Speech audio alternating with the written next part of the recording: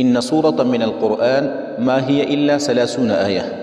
قرآن کې یو سورت دی او هغه سورت صرف 13 آیات دی. هغه سورت کوم یو دی؟ سورة الملک.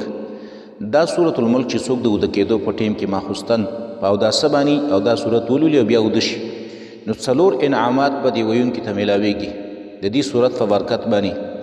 یو نبی صلی الله علیه وسلم فرمایي هي المانعة من عذاب القبر. دا سورت چې دی دا منع کوونکی دی د عذاب د قبر نه. یعنی کم څوک چې دا سورت وایي سورة الملک نو دا سړی به الله رب العالمین محفوظ کی د عذاب د قبر نه، دته به عذاب د قبر نه میلاویږي. دویم شفاعت لصاحبها. دا سورت به خپل ویونکي دپاره په قیامت کې سفارش کوي. دریم نبی صلی الله علیه وسلم په حدیث کې الفاظ داسې راغلي دي چې خاصمت عن صاحبها. دا سورت به د خپل ویونکي دپاره ضد کوي د الله په دربار کې ضد، او د هغه پورې به ضد کوي چې حتی غفر له تر دې چې دته معافي وشي.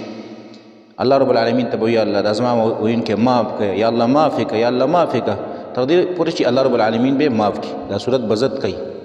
او څلورم په یو بل حدیث کې داسې راځي چې حتی ادخلته الجنه.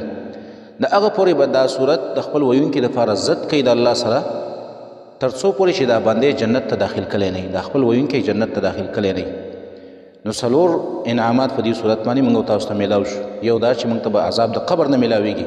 دویم دا صورت به زموږ دپاره سفارش کوي. دریم د الله په نیز باندې به ضد کوي تر دې پورې چې موږ ته بښنه وشي، او در هغه پورې تر څو پورې چې موږ جنت ته داخل نه کړي. د هغه پورې به د الله رب العالمین سره دا ضد کوي. خاصمت عن صاحبها، ضد به کوي د الله رب العالمین په دربار کې د خپل ویونکي دپاره.